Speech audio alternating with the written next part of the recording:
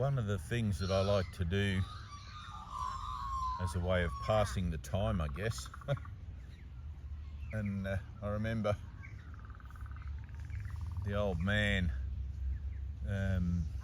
master teacher, used to say, if you've got nothing to do, sit and watch a video, like just a movie or anything, because it keeps you singular minded. It keeps you focused on a single thing rather than sitting in your own head, wandering around there, looking at all the different thoughts that pop in and out.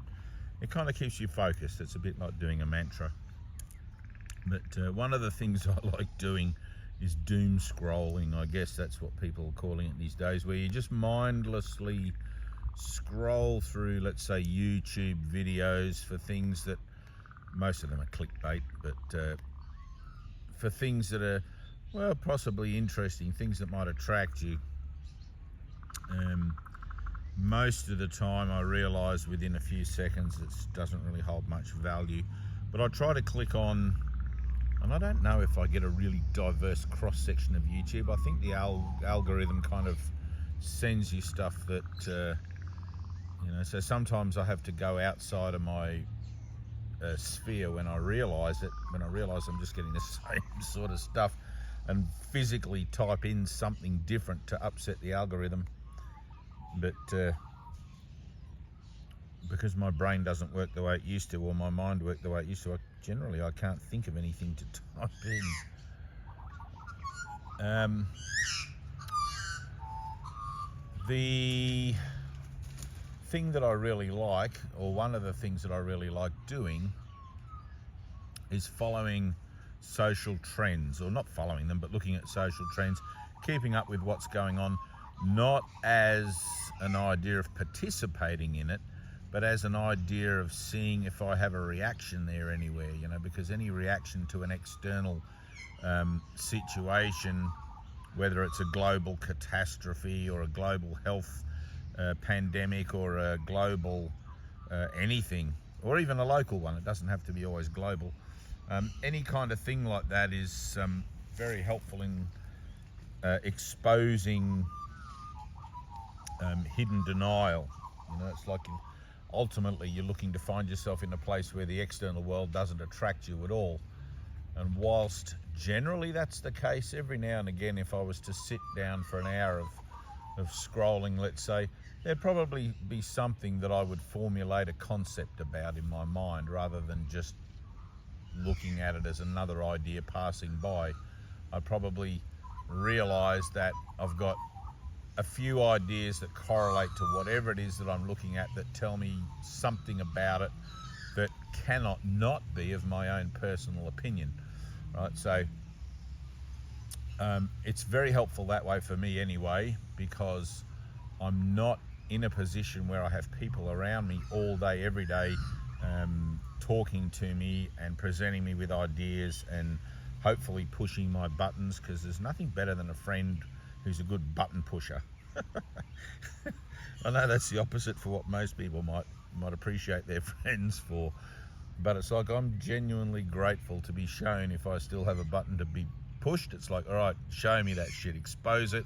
I want that crap out, that falsity exposed, so I can, heal it and forgive myself and all that sort of thing, and free up more space on the hard drive of my temporal experience, let's say, talk about it that way.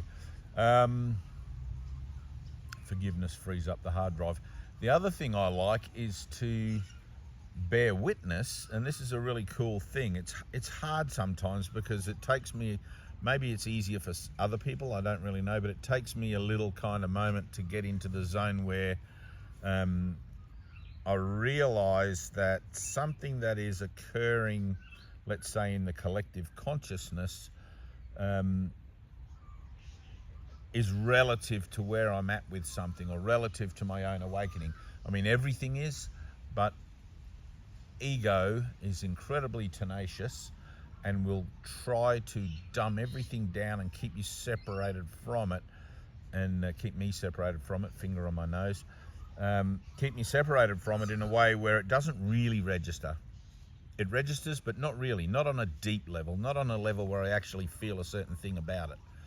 So I have to be and this gets more and more as you go along. You'll notice this if you're only just starting, let's say, the workbook of A Course in Miracles this year, and then in 3 years you'll maybe look at yourself again compared to how you were 3 years ago, or in 10 years, and you'll be like, holy cow, I'm more in the world but not of it. But yet there's still this kind of lingering, and the lingering gets subtle. It gets hard to pick up. So the more and more peaceful you become, the less concerned you become with things, and that concern also drops away for when you get triggered, right? It's an across the board kind of thing, so your sort of vigilance has to double down on it. And so I often will sit and I'll watch something that's going on the internet. Maybe it'll be a series of videos about a particular subject. I'll watch maybe a whole bunch of videos on that particular topic, just so I feel, right, and feeling is the key word here, pardon me, hiccups, just so I feel like it's getting in and I'm really connecting with it, right? It's one thing to go, oh yeah, that's good, that's bad, that's terrible, oh poor buggers, I hope that doesn't happen here.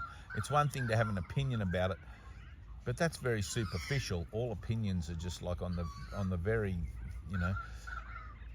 to get really deep with it and to feel it, to have this kind of empathetic bond,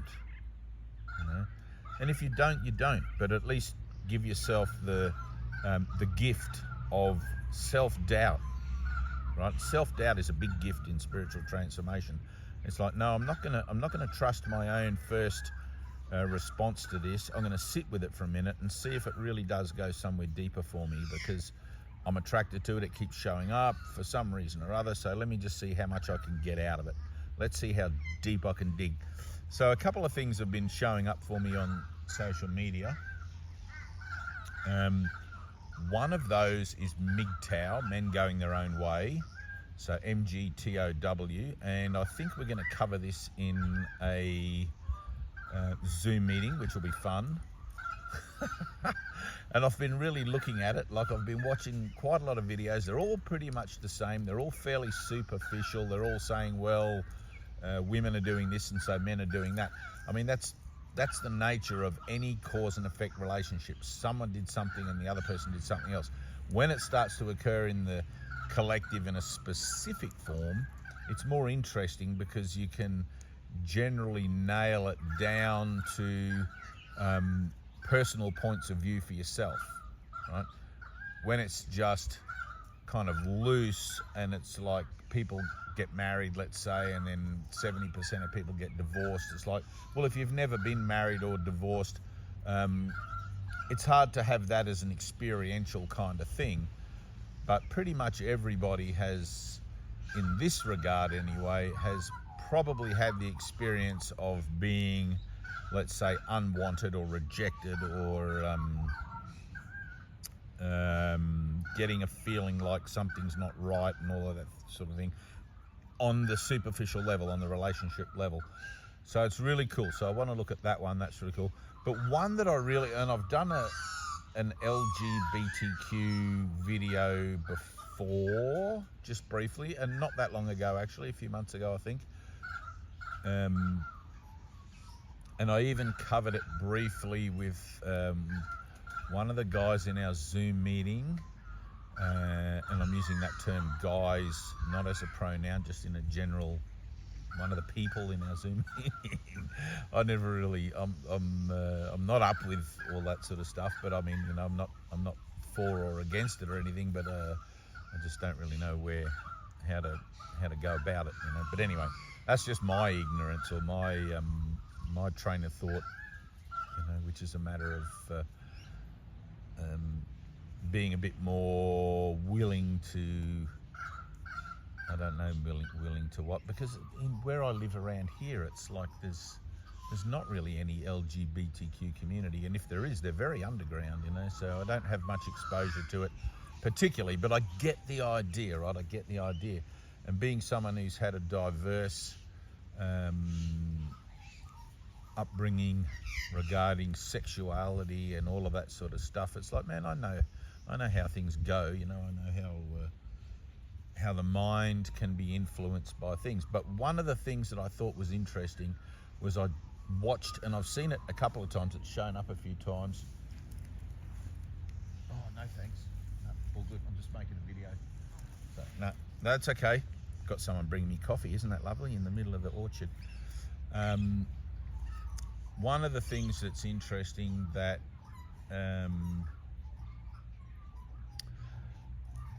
keeps popping up again is this interview between Elon Musk and who's the psychologist? Jordan Peterson, where Elon Musk is vowing to destroy the LGBT thing because he's lost his son, who's decided that he is a she, and I don't know the full story, like I couldn't recount it per se, but I get the general idea.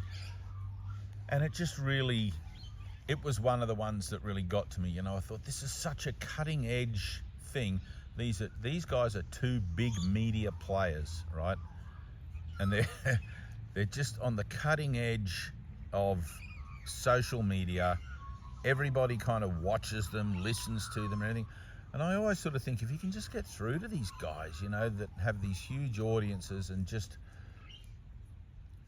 you know, and so one of the things that occurs with me when I hear someone say something like that, I'm out to destroy something that's hurt me in a certain way. It's like, well, the nature of everything on earth is suffering, right? That's according to the Buddha.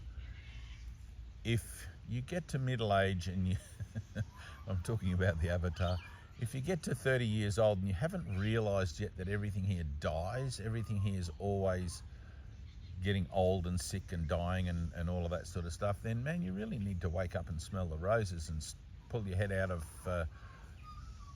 whatever investment portfolio or you know, and just look around every now and again, stick your head up and take a breath, you know, because that's the nature of the place, right? So, but the thing that makes me want to just go, hey Elon, hey Jordan, and I know I'm just saying this for my own benefit, right? This is the funny thing. I'm just saying this for my own benefit because this is my dream. So I'm making this kind of declaration for myself, and just, I don't know where it'll go, but it's a declaration based on the certainty of my mind that life is eternal and that we are all one, from an experience that I've had that showed me that this is not life, this world, right? So there's an old bromide that I really like. I don't know if I made it up or if I've read it somewhere or whatever, but I know I've used it many times in teaching, is that if you want something to change out there in the world, I mean, Gandhi said, be the change that you want to see in the world, which means heal your own mind around it first, and then you'll see clearly how to deal with it out there, right? But whilst you go out somewhere biased, you're going off with a gun that's cocked and you know, waiting for the trigger to be pulled. And you can't be impartial. And if you really want to change, you have to be impartial.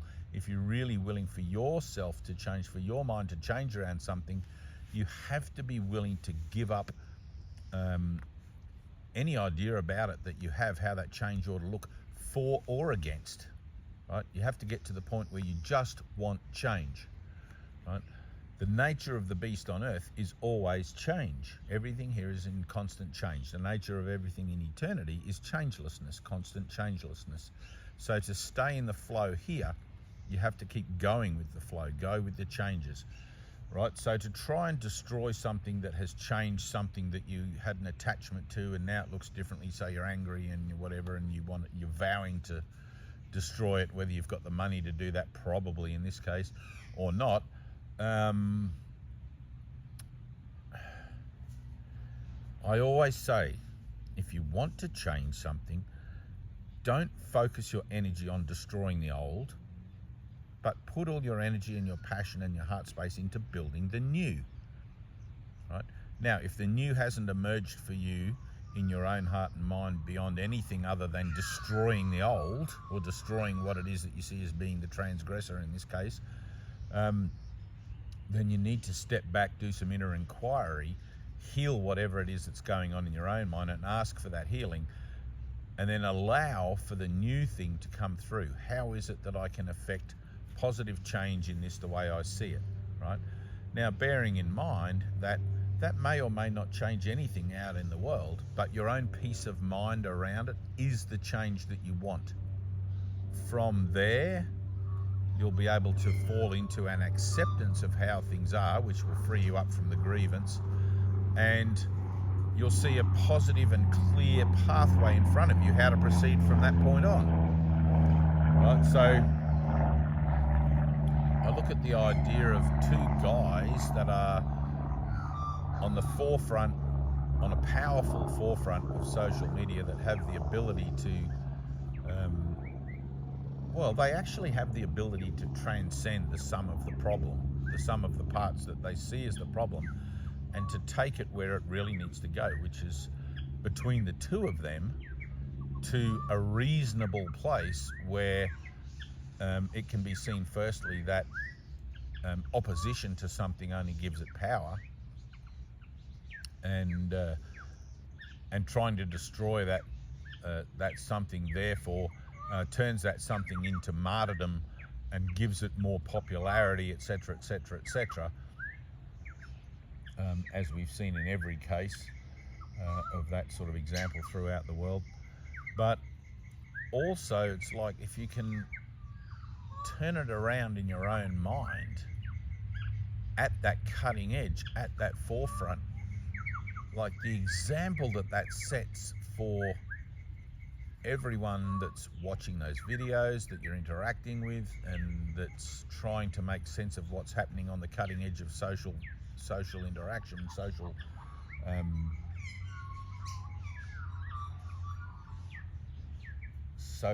what would you call it? I don't even know what you'd call it.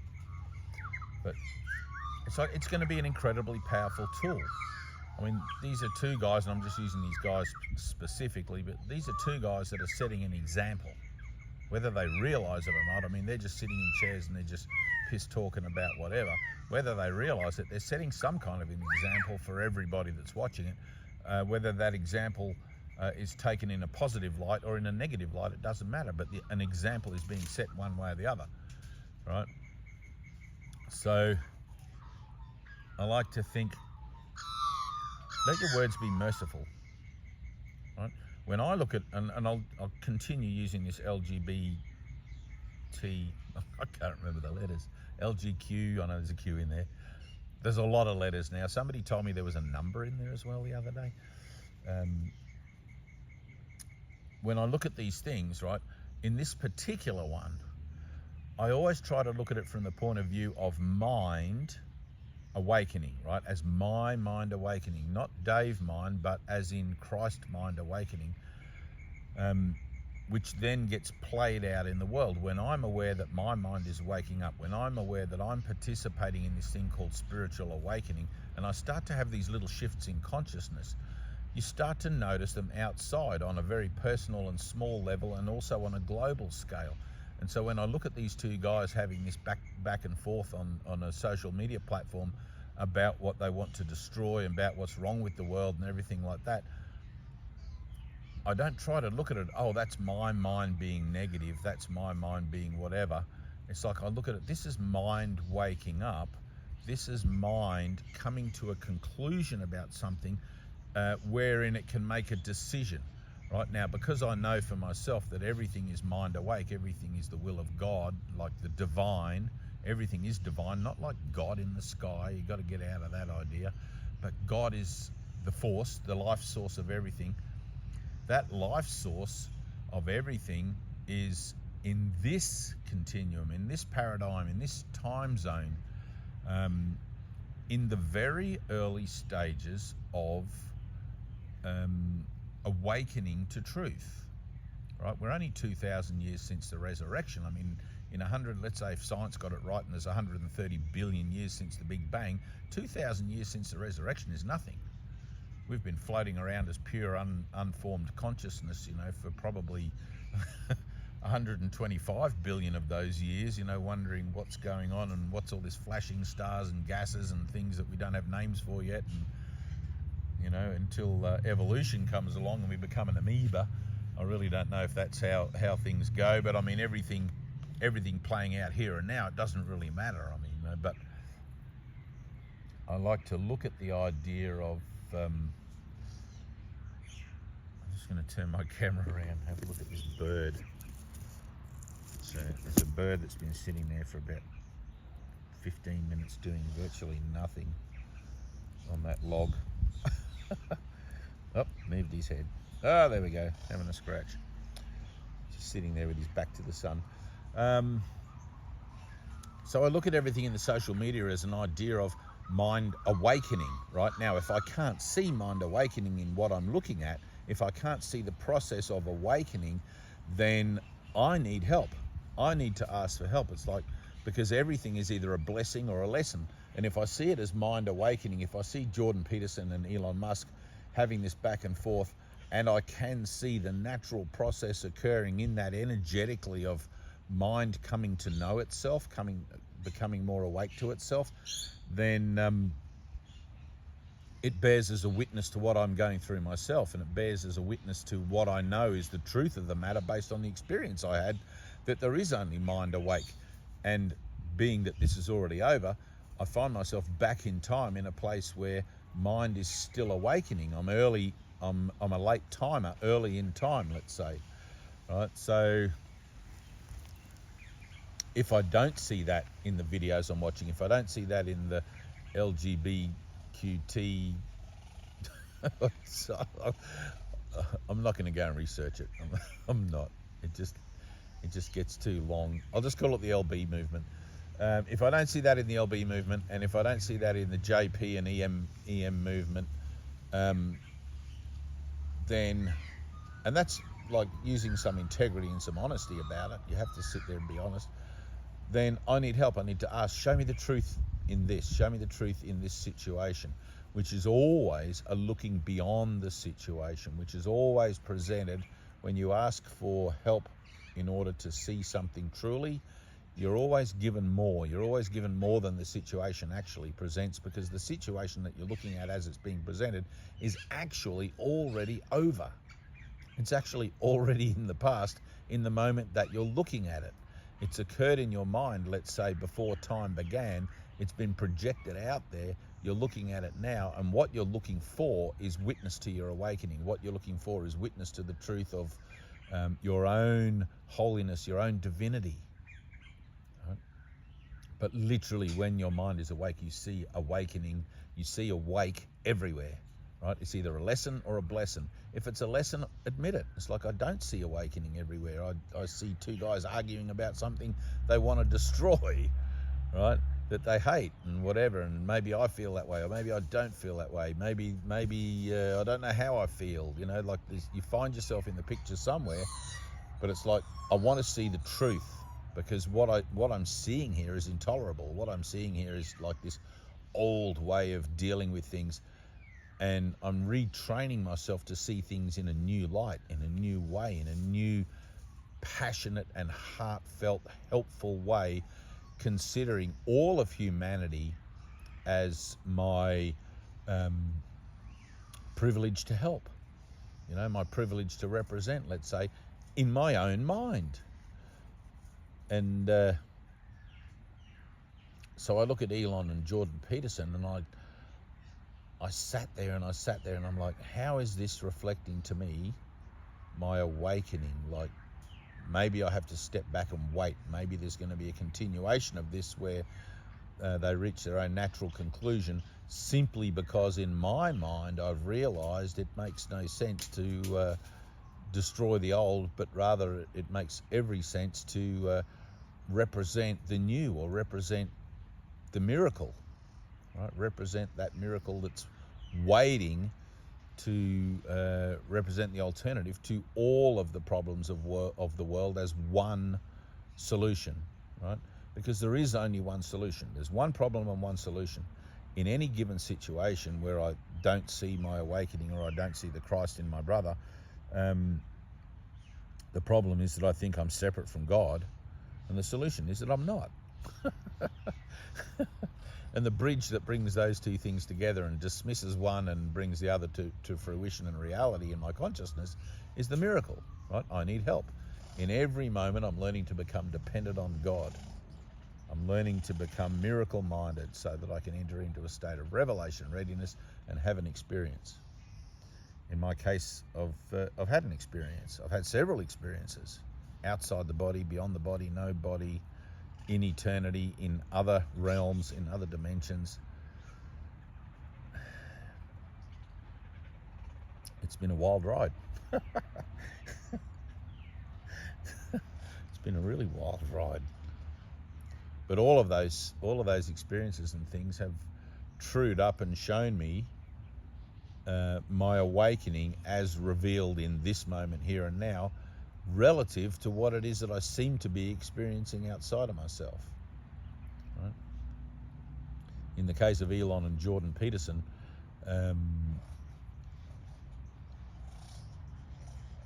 the idea, I guess, there of the awakening for me exists in potential, exists in reason entering into that situation.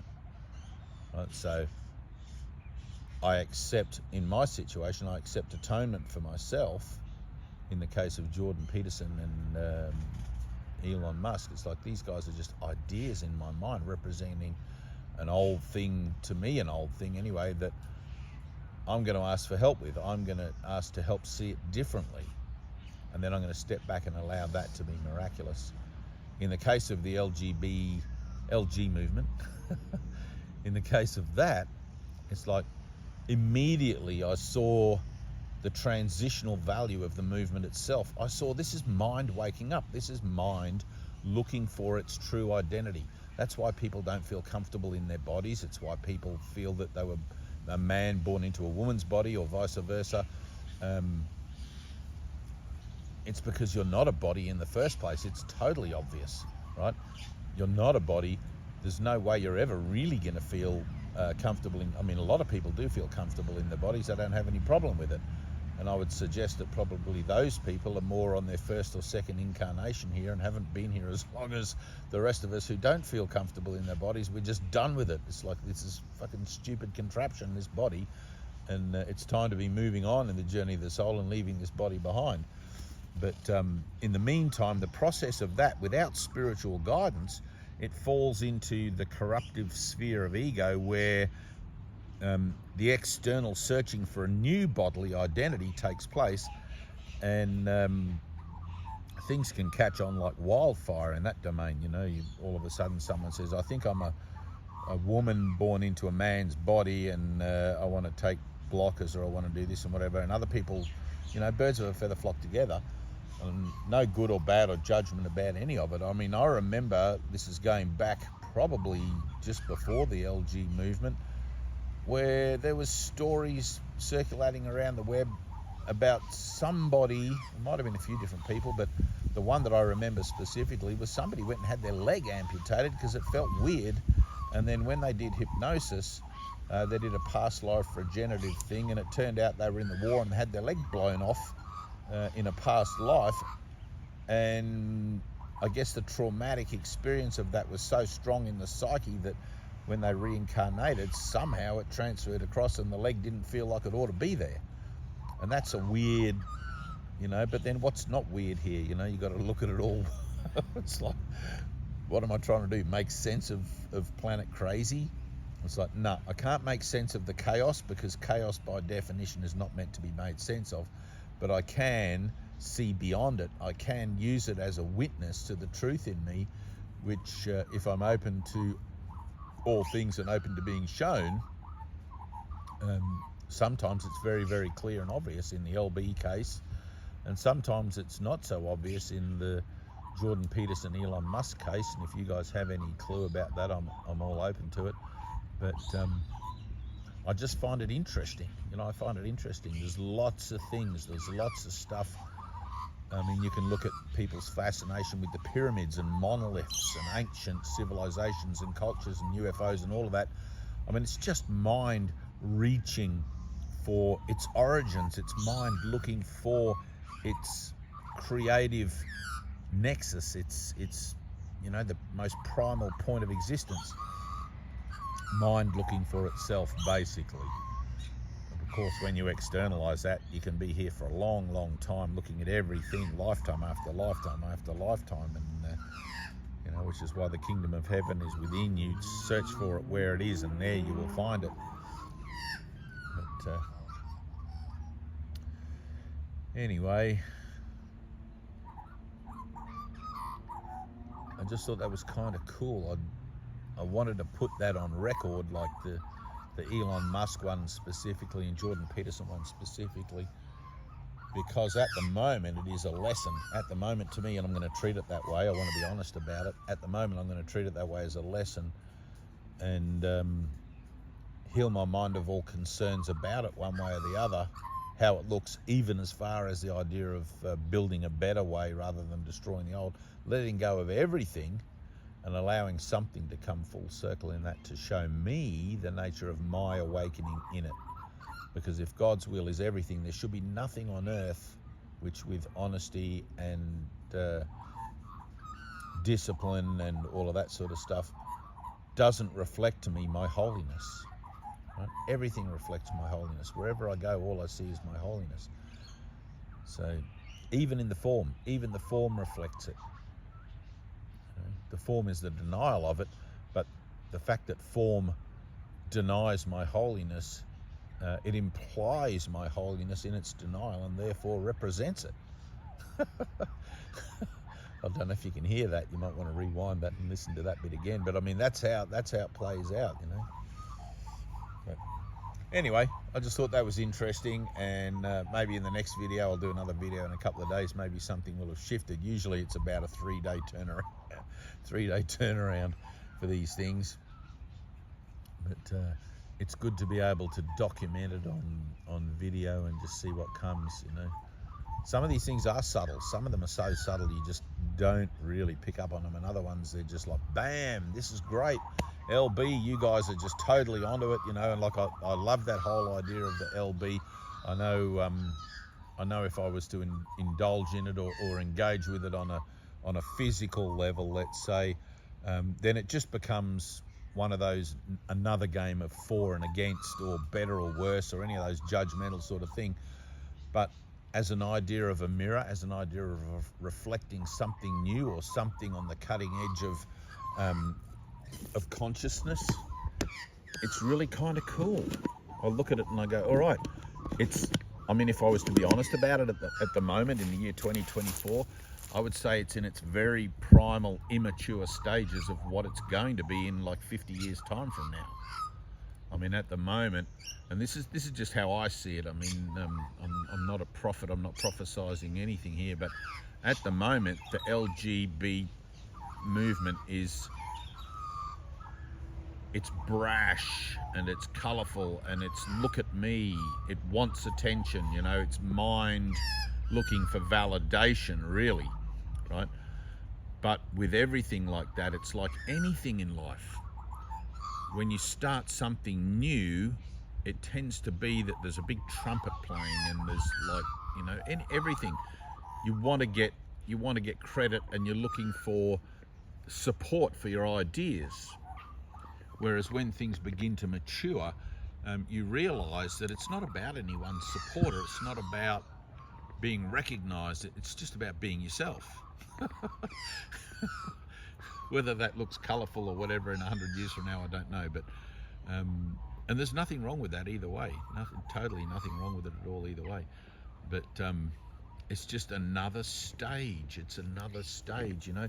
War is also, you know, people say war is an inability to communicate, or it's an ability to be unable to communicate. Seen rightly, it's actually positive. It defines the lack of communication as a willing choice. You know, and in that you're brought to question your own ethical, moral. I mean, it's tragic. Jesus says everything in time and space is tragic indeed. You know, Buddha says life is suffering. You don't want to be stuck in these ideas. But if you just have a really goddamn good look at them and be honest about where you find yourself with them, you can transit through them and heal from the attachment to how you think things ought to look or not ought to look in regards to them, and on to the next thing. You know, for me, LGB was a thing a little while ago, and it's like I put that one to rest in my mind. It's like, perfect, that's perfect. I see what's going on there. I see mind as a whole looking for another avenue to wake up. And the MGTOW thing, it's the same thing, right? The MGTOW thing is the same thing. It's mind in action. If you look at it that way, if you look at it as a collective, this is mind in action. This is not just like one or two people saying something. This is a general collective shift in consciousness. And I could venture a guess at what comes next, but you know, like, what the hell? Let's be here and now and just stay here and now and just, you know, go for the ride and have a good laugh about it all the way through, knowing it's already done. You know, it's already over and done. There's nothing left to do. And we're just bearing witness to a beautiful happening, really. Not in the form association perhaps, but in the representation, in the purposefulness that exists as, let's say, I'm living in the resurrection and I'm witnessing to the resurrection across the board. I want to see it witnessed to across the board. I want to see mind waking up and the end of this dimensional slaughterhouse, which is basically, you know, everything here dies. There is no death, but we die again and again and again. What do you do about that? You just got to keep on laughing. There's some little rabbits down there having a feed on the afternoon grass. All right, anyway, nothing really profound in this video. Maybe there was, I don't know. But just a little bit of observation and reflection, and just taking some time out to look at stuff and be in the nature. For those of you who don't know our country, let's see if I can find him. There he is, centre screen, sulphur crested cockatoo. Very noisy fellas.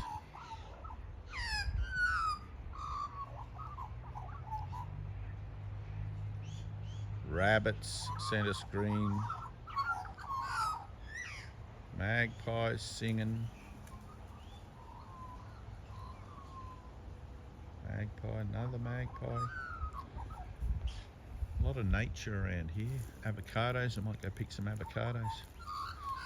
All right, I love you guys, thank you. And we're going to do another Zoom this Monday coming. Oh, hello. This Monday coming, we're doing another Zoom. If you want to be part of that, just contact Tyna. Her details will be down below. And we'll see you then.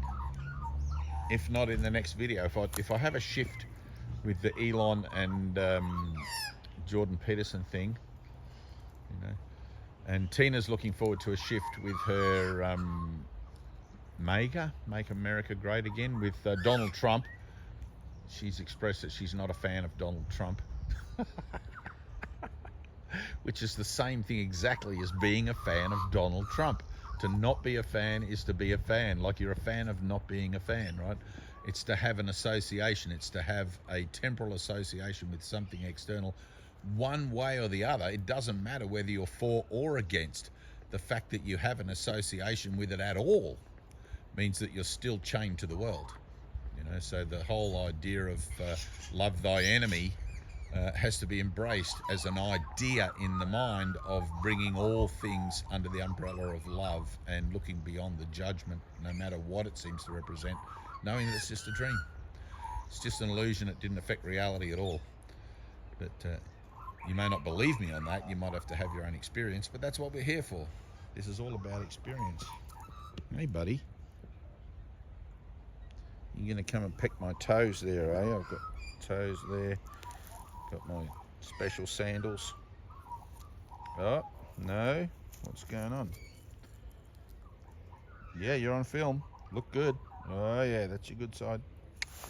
All right, peace.